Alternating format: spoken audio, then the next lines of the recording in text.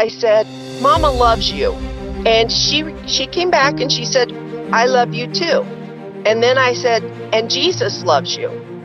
And she came back at me and said, I don't need anybody else in me. I've got enough people in me. In that kind of voice. Talk about scaring the crap out of me.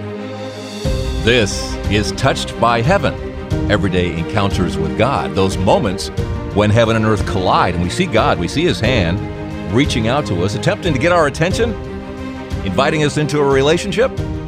Through these amazing encounters that you're sharing with us of angels, divine interventions, big and little God incidents, and today, spiritual warfare. We get to watch it.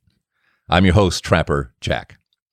Well, here we are on the chessboard, you and me. I am just a pawn in the game of life. Let's pretend we're on a chessboard here, because that's always my analogy, is that we're all on this chessboard, and there's this game going on that we're not even aware of what the game is. And I don't know chess that well. I mean, I know the horsey goes like one space this way, then two that way, and you got the diagonal bishop thing and the castle perpendicular. Anyway, I kind of know what the pieces do, but I just don't quite get what's going on. And I think life is like that. Here we are on the chessboard, and every day we have good days and bad days and ups and downs, and we just try to get through our day, and we don't realize the bigger game that's going on, because when we pull back here on this game of life, just pull the camera back a little bit. Hey, look, there's somebody playing the game. Look, oh my gosh. St. Paul wrote about the powers and principalities that rule from the air, the spiritual realm, and their influence on us down here in the trenches as we go through our day. And we're kind of oblivious most of the time that their influence is here. Good guys versus bad guys, good angels, fallen angels, God, devil, all that. Oh, come on, there's no devil, there's no hell. Come on. Well, pretend. Let's just pretend for a second that Jesus got it right. When Jesus said, there is a devil, there is a hell, that the ruler of this world is the devil, that we aren't even from here. Let's pretend he got it right, okay, just for a moment, and then watch the game being played. This is going to be fascinating today. I love this episode already, because Melanie's going to talk about her and her daughter and spiritual warfare. So you get to see, here's what you get to see. You get to see what the world looks like with Jesus in it and with Jesus out of it. And he came to fix it. He came to fix the world, and he said, help me out here. You pick up your cross and follow me, and we'll fix it. We'll change it. Because here on the chessboard, when he arrived on the scene and brought all that love and forgiveness, and this is how you're supposed to run your life, this is how to live. Be like me. Best you can. Be like me. And when we do that, we put love into this world, which really ticks off the ruler of this world. That's why he hates us. We're changing the world. We are having influence on his realm, and he hates us for it. Hates us. The story of Melanie on Touched by Heaven. Everyday encounters with God. Well, my first experience was when we were leaving Ohio and heading to Arkansas. And at that time, you had to use this old road because the expressway wasn't complete yet. And it had all of this mountain, cliffy hillside with rocks. And it was about 5 a.m. And my husband was driving. And all of a sudden, I threw my arms up and I went, look out. And when I put my arms down, there was this huge, majestic angel holding up the rocks. And when we passed, all the rocks fell. Wow. Gee. It was like I was in the passenger side. So all the rocks and things were on my right. And I saw the rocks starting to fall. And this road was known for rocks to fall. And they weren't just little rocks. They were big boulders. And that's why I yelled out, look out, and threw my arms up. And then I looked again, and there was this majestic angel. I mean, massive angel. I mean, it was 20 feet tall, maybe. I mean, it was way taller than the car we were in, probably twice the size of the car at least. And held their arms and the wingspan out. And that's what was holding the rocks back until we passed. And the driver was who? My husband. Did he see any rocks falling? He saw the rocks fall after we passed, but he didn't see the angel. He didn't see the massive arms spread out, nothing. We would have been crushed by those rocks. Yeah. And then this angel just stopped them, held them up till we passed. Is this the first kind of experience you ever had like that? Yes. Have you seen angels before? Not before that time, but I've had other experiences after. Really? This was like the beginning of something? Well, during that time, I was going through a huge spiritual warfare against some demonic forms with my daughter. She was young, and the neighbor across the street from where we lived was a witch, and she was trying to capture my daughter into it. And I was doing a lot of heavy-duty spiritual warfare praying to place a hedge of protection around her at all times. How long ago was this? Well, she was born in 1984, and this woman had initial contact with her when she was 6 weeks old, and it's because she was taking care of all of the kids for the PTA. And when I picked her up and I changed her diaper, I found blood in her diaper. I was not happy, and I never spoke to the woman again. You thought she was doing something? Yes. Okay. And then I found out that she was a witch, and that came from other neighbors where she had told them that. And just all kinds of strange things kept happening. I was doing some very heavy-duty praying during that time frame until we moved away. Moved away in 1991. She was born in 1984. Okay, so you're praying like crazy for your daughter and spiritual warfare, which for you was what? Was there something in particular you were focusing on as spiritual warfare? Well, I was, one, praying the hedge of protection around her and our family, so that, if she couldn't get to the one, I wasn't going to let her get to any of us. And I did a lot of walking around the property and praying the property lines. And I was praying almost constant, because as things would come to mind, or just something would come through my mind, I guess the best way I can say it, I knew I needed to stop what I was doing and pray right then. And so I was in constant prayer almost. Yeah. Did your daughter have issues that you felt were related to this? Oh, yes. Oh, yes. She was difficult. And when she wanted something, she made it happen. And we were just floored.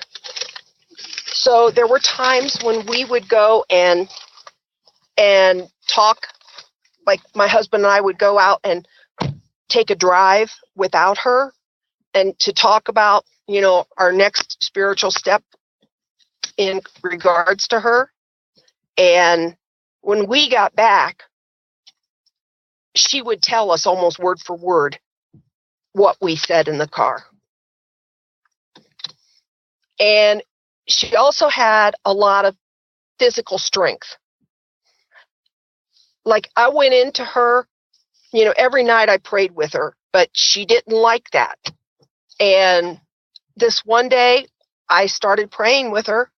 Well, I should say praying over her while I was in the bedroom with her. And she took her arm and hit me, and it knocked me into the wall of that bedroom and put dents in that wall. How old was she? I mean, she was like 4. I mean, 4-year-old shouldn't have that kind of strength. And then this one time I was in there praying with her, like nap time, bedtime, that kind of thing. And I looked down at her, and she just had this really beautiful glow about her.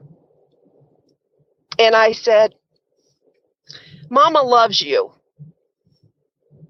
And she came back and she said, I love you too. And then I said, and Jesus loves you. And she came back at me and said, I don't need anybody else in me. I've got enough people in me. In that kind of voice. Talk about scaring the crap out of me. I went to the church and asked for help. And what church did you belong to at the time? I belonged to the chapel. You know the chapel. It's a mega church there at the University of Akron area. Mm-hmm. I'll be honest, I didn't know if they would even think I was crazy. And they put me in touch with Russ Dizdar. We started, conveying to them all the different things we were seeing. And then they opted to do an exorcism. And when it was over, she looked up at me and she said, I love you, Mama. Like she'd never said that before. And I looked back down at her and I said, I love you too. And Jesus loves you. And she didn't say anything. And I said, would you like to ask Jesus into your heart? And she said, yes. And I mean, they had told me in advance that that's what I needed to try to get her to accept Christ as soon as it was over, to fill her with Christ so that the demons could not come back. So that's what we did. I mean, and she did. And she prayed the prayer to ask Christ into her life. And we really haven't had any problems since with her. Wow. So, yeah. And during that time frame, I'd had a hip replacement. And we had to bring our bed down to the main floor. And so we were asleep, my husband and I, and we were awoke by flashes of light. And, we both just kind of looked where the flashes were coming from, and we saw this. It wasn't like an angelic angel, but you knew it was an angelic angel, but it looked like a warrior angelic angel. I mean, it was dressed to the hilt in armor.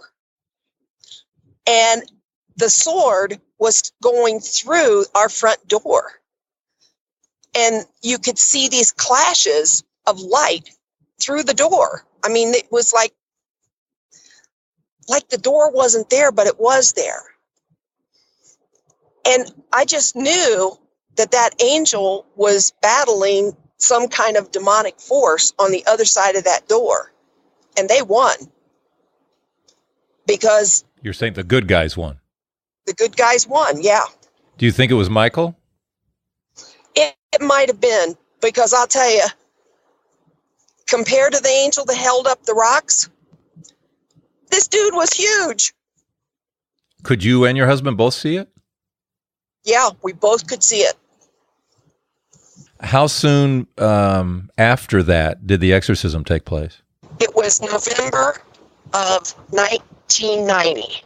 So just a couple of months before the exorcism, this archangel, whatever you had there, this Michael, battling.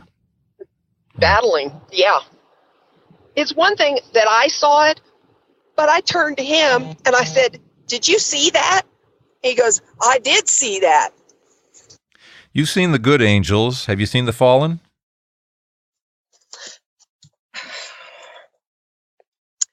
Not to say for sure it was. I have seen images, especially during that huge warfare that was going on for my daughter, I have seen dark images, but nothing I could actually define.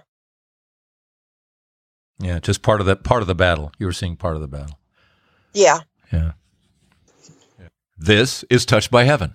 Everyday encounters with God. More with Melanie is coming up, and this incredible up-close look at spiritual warfare here on the chessboard. That somebody's playing the game. Somebody's playing the game. Powers and principalities are playing the game. And we are here, feeling their influence. Feeling their influence, moment by moment, making decisions. Are we with God or not?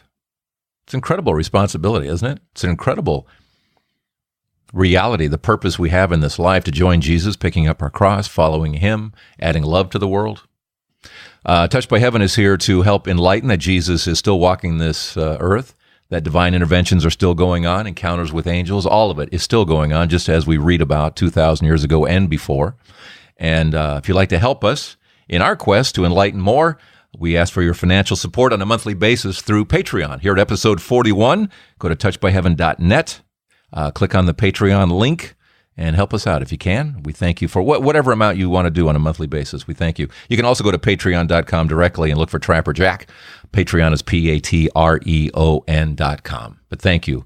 That's it. That's all I want to say right now, because I want to get back to this episode too. This is incredible. More with Melanie now on Touched by Heaven, Everyday Encounters with God.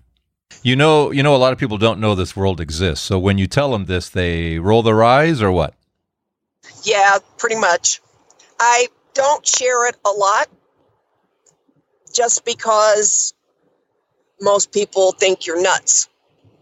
It's very real, isn't it? It's very real. Yes, it's real. This battle for souls is very, very real. I always say we're on this giant chessboard, and we have absolutely no idea how the influences are out there around us and playing us and influencing and attempting to influence. And you got a firsthand view, obviously. Yes. Has your faith strengthened because of all of this? What would you say? Oh, yes. Yeah. I was saved as a child, but I always had this doubt, is this really real? How can we really prove it's real? That kind of stuff. And even as I, grew up, got married, had my first child, and started attending church again, I still had that nagging doubt inside of me. Well, this eliminated that doubt. Yeah. I have no doubt in my mind that there are these demonic spirits that are constantly battling for things. Yeah. And we always have to be on our guard. So you have this battle at the front door. A few months later, you have the exorcism. You now have a changed child. You, shortly after that, deal with the rocks? No, the rocks came first. Oh, the rocks came first. Oh, interesting. The rocks came first, and then the battle at the front door, and then the exorcism in November. So that was their way of showing you the reality of this. Is that your interpretation of that? Oh, yes, definitely. Okay, and that you were protected, obviously. Yes. In your mind at the time, that when the rocks happened, you were already dealing with your daughter and the witch and all those things, yes? Yes, yes. Okay, so they're kind of setting you up for what's to come. God is kind of helping you along, kind of paving a road, if you will. He's giving me those baby steps because I don't know that I would have been able to handle my daughter doing the things that she did at a later date. Yeah. Because that was just knock you over practically. More stuff has happened since then? Yes. My mom. I'm trying to think of, there was one more before that. Okay, well, I'm trying to remember the third one. I'll give you the fourth one. My mom was dying, and I was with her. And she looked up as if there was a TV, on the other wall, like she was going to watch TV. but there wasn't. She just looked up in that direction. And she went, home. Home. And I said, Mom, do you want to go home to Dad? And she went, Jesus. Jesus. And those were the last words she spoke before she passed. Now, I knew that she was seeing Jesus, but I could not come to grips with her loss because she was my best friend, and it was really hard. And then I was singing a song at church, and I know American Sign Language, so when I'm singing a song, I typically sign the song. And we were singing this song where there was this verse where I can't remember the exact words, but it's something like, I'll praise you now and for 10,000 years more and forevermore, something to those effect. And it just struck me, that's what Mom was doing as she was getting ready to pass on. She was praising Jesus. I just knew it. And I looked up because with the signing, my hand went forward, upward, and I glanced up, and there stood my mom, and I know it was Jesus, but I couldn't see his face. And she was standing there just waving at me. And she looked young, like in her 40s. And she was just beaming radiance. And I knew that I didn't need to grieve anymore because I knew she was with Jesus and very happy. Wow. And from that moment on, I haven't grieved. I mean, I missed my mom, obviously, but not to where I couldn't even talk about her without just bursting into tears. I knew she's in heaven and she's very happy. And that happened at church? That happened at church. Beautiful. She passed away in 2009, and that was probably about 3 years later. Nice. It also reminds us what home is, that we're not from here. As Jesus said it, he said, I'm not of this world and you're not of this world. Home is where your mom is now with Jesus. That's right. That's right. That's kind of reassuring too. That's just confirmation of what we're learning along the way as well. That's home. That's home. Oh, yeah. That's beautiful. I'm trying to think. There was that one. There was that one. I know there was another one. And I just can't remember right off the top of my head because there were 4 things that I sent you in the email. Oh, were you the email that also says something about you told somebody that somebody was going to die? Yes, that was it. Okay. Yeah, it was.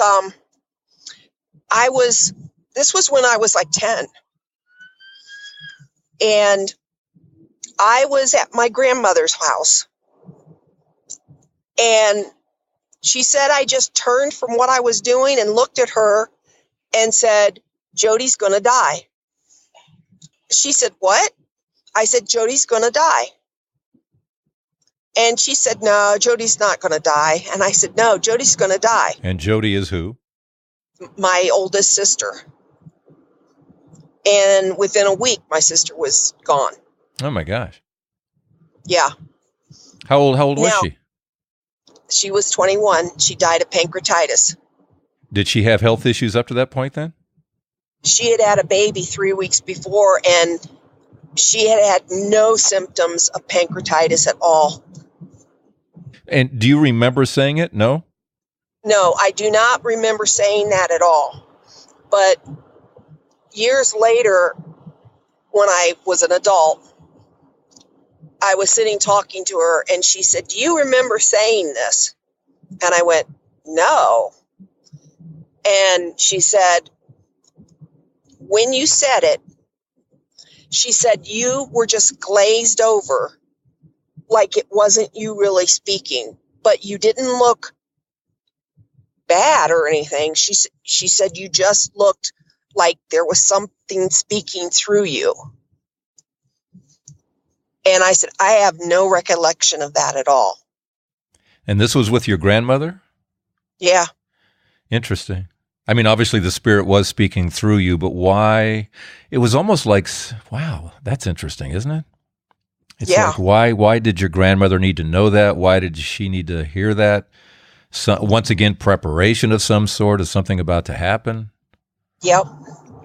Maybe it's for you now so that you can see how early a connection you had with God. I mean, who knows? Harvard. I don't know. Yeah.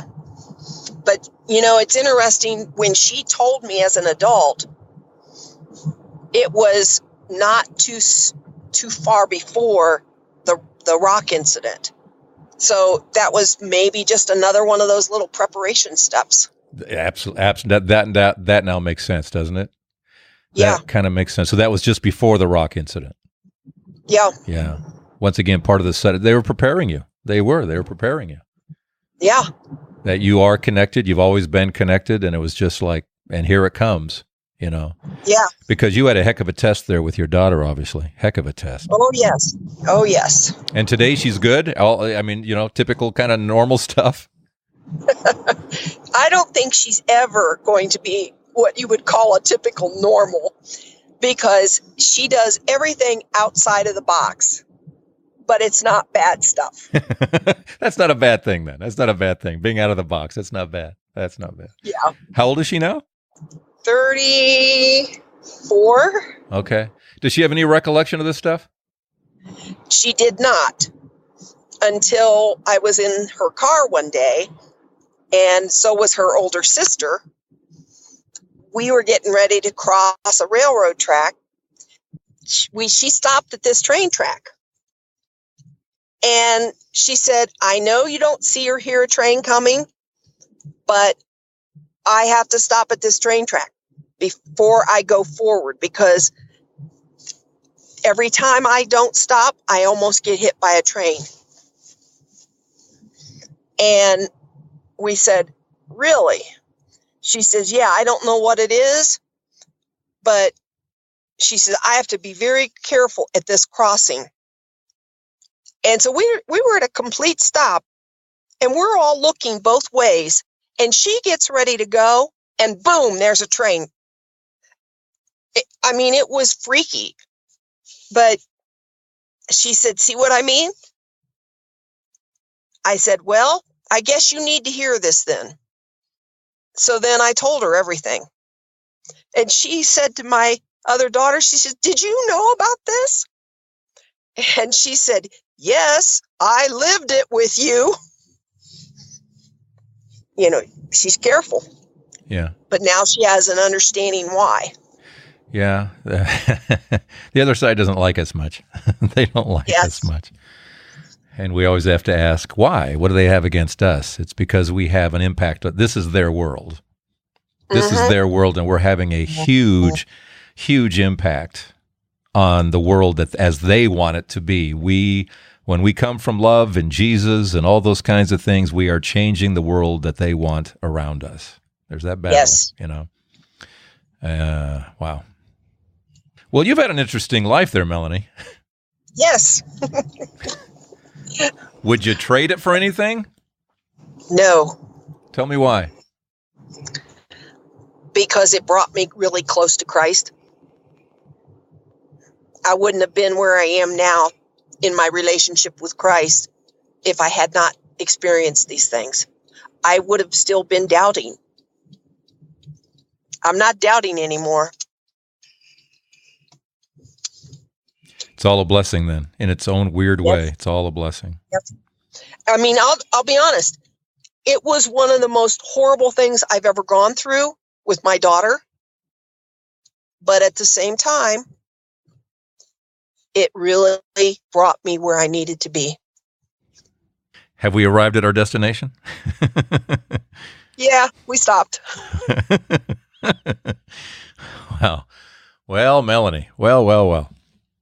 The story is so good. The story is so good. I love your story because once again, it reminds us of what's going on around us, how God loves us so much, how evil hates us so much, and evil has a name and a source, and you prove it. Mm-hmm. You know, you're not imagining this stuff. This isn't crazy stuff. This is very real. Yes. What else? What else do we need to know, Melanie? What else do we need to know? What do people need to know? People need to believe what people like I say and be prepared, because the enemy is going to attack at some point in time in your life. And you may not know it, but you need to be ready to battle it. And if you're not a Christian, a born-again, believing Christian, you need to be. And they seem to sense those people that are going to have a major impact in the world for Christ. And those are the ones they seem to target. You may not know that you're going to be a major instrument for Christ, but they seem to know. And those are the ones they tend to go after the hardest. Yeah, I know what you're saying. I think God is he plays so fairly. I think that, as you say, when that is out there, that knowledge is out there, it's kind of like the good guys know what the bad guys are doing and the bad guys know what the good guys are doing. To some extent, God obviously can hold a few secrets back and has over time and continues to, but at the same time, I think there's just some information that is just out there that we're not even aware of, but the good guys and the bad guys are. I think that's a fair statement. Yeah. Well, that is terrific. I'm glad you heard me on Coast to Coast. I'm so thrilled that you heard me there. Yeah, and I'm not normally awake, but I just happened to wake up when you were just starting to talk, and then I couldn't get to sleep because you were so fascinating. I was like, finally, somebody that knows this kind of stuff. And they have had Russ Dizdar on as well. Spell that. RUSS Dizdar, or Dizdar. All right. Well, thank you, Melanie. Thank you, Rick, for your patience. I appreciate this very, very much. Oh, appreciate it. It was great. Thank you. Thanks, Melanie, for sharing that amazing story. Isn't that cool to be able to pull back from the chessboard and see the game being played? And to feel blessed by it, to go through that hell and to feel blessed by it. The takeaways: there is a God, there is a devil, there is a heaven, there is a hell, there are good angels, there are fallen angels, there is a Jesus who said there is a devil, there is a hell. It's all there. We can either accept it or not. The people I find that do not believe in a devil and hell I think are just some of the most amazingly beautiful people I've ever talked to. And there are people close to me who believe that as well. And they come from a beautiful place. They come from this beautiful place that says that's not what God's about. God is perfect. God is about love. Yes, and he also had this amazing idea of giving everybody free will, including the angels. And they could stay with him or betray him, as we all can. So I believe Jesus. Bottom line is I believe Jesus and what he told us. And yes, there is a devil, and we are just messing up his day. We are messing up. This podcast messed up his day. He hates me for it. He hates you for listening. He hates you for sharing it. He hates you for supporting us. He's just all about hate. It's like, well, how do you get to hate? How do you hate that much? How do you hate that much? How is that possible? And the battle goes on here on the chessboard, and we are to remind ourselves on a daily basis to pull the camera back and see that there are people playing the game, the powers and principalities, and our job is to just keep remembering that.